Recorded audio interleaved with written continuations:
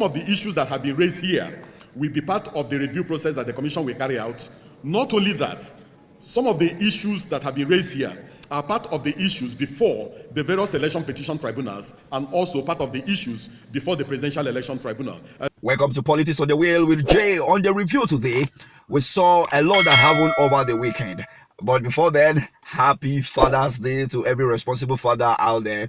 And so much happened during the Presidential Petition Tribunal sitting on appeal court in Abuja. And we also saw that Godswin Akpabio, Senator Godswin Akpabio, the former governor of Akwa Ibom State, emerged as the Senate President for 10th National Assembly.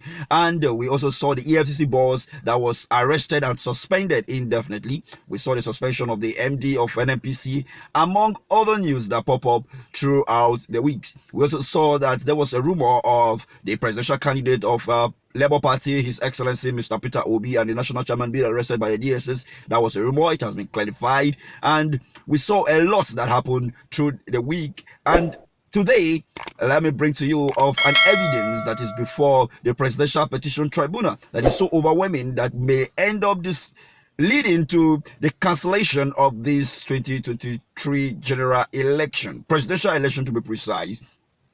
We all know that the presidential election was conducted on the 25th of February 2023, and so much happened during the election where we saw a lot of shenanigans, we saw a lot of violence here and there. But let me not bore you with so much talk. First, Okoye, a top officer with the INEC, revealed a lot of updates, a lot of information about the 2023 February 25th general election. That's before the 2023 general election.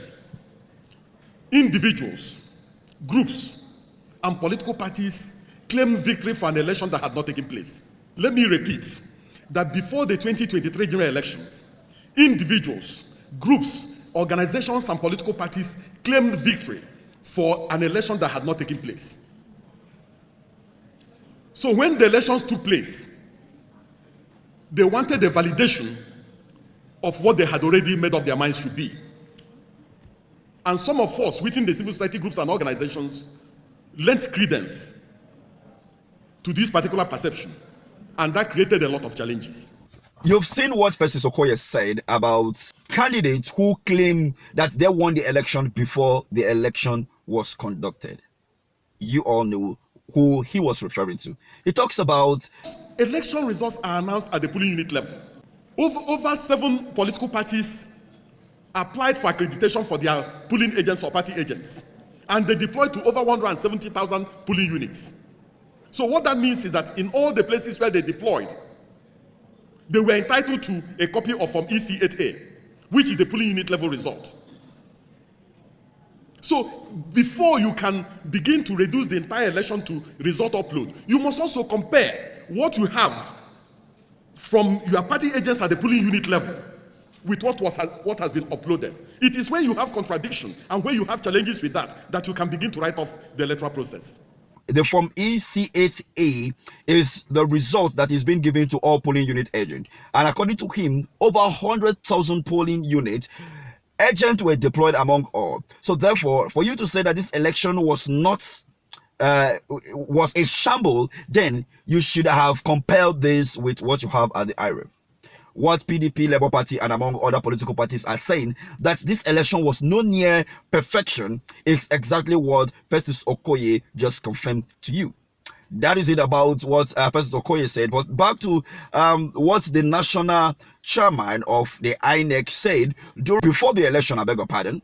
I will play the clip for you to watch and have a full understanding of the serious evidence before the Presidential Petition Tribunal, of which some of the political parties are leveraging upon to make sure that they claim their mandate that they allege that was stolen from them on the 25th of February 2023, as INEC announced Bola Ahmed Tinubu on the 1st of March as the President of the Federal Republic of Nigeria. Or instead of issues raised by the reporter from Channels Television.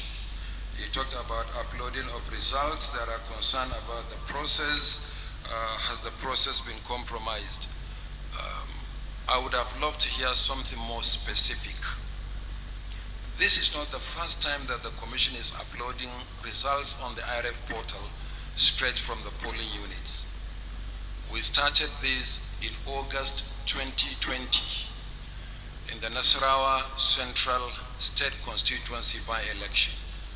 And since August 2020, we have uploaded results on the IRF portal from 105 constituencies, including major off-cycle governorship elections.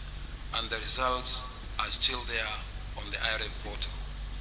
And I've been asking some of the political party leaders that we have been meeting with regularly to tell me if they notice any discrepancy between the hard copies of the results brought by their polling agents from the polling units and the results we have uploaded on the IRF portal. There are no discrepancies.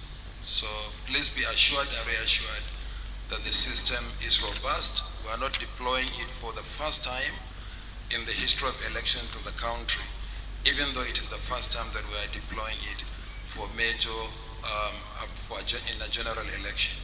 But we have done so in 105 constituencies, and the results are still there to be viewed. It is the largest archives of election results in Nigeria. So we are comfortable with the robustness of the system. But like all web assets, we'll continue to improve and fortify the assets. We'll continue to improve and fortify.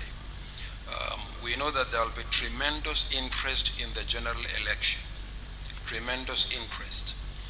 And therefore we have taken steps to ensure that the system accommodates as many voters as may wish, as many interested individuals as may wish to access the portal. It has the capacity to dynamically expand to accommodate at least 200 million views at a time, because we know that there will be interest in Nigeria and outside the country. And we have worked on that actually to see. We expect that because of the interest, a large number of people will be interested in the portal. But we also reckon that perhaps 200 million will be adequate for the views or hits on the portal on election day. So be rest assured that the system is as robust as it can be. Secondly, you said that civil society groups raise concern about the possible challenge regarding the announcement of results on the social media. And what is the commission going to do? It's basically a plea. The commission does not support censorship. We believe that the best antidote to fake news is greater openness and transparency, and will continue to be open and transparent. But I will appeal to citizens and those who operate on the social media to also exercise discretion in what they post, because electoral issues, particularly results of elections, are very, very sensitive indeed.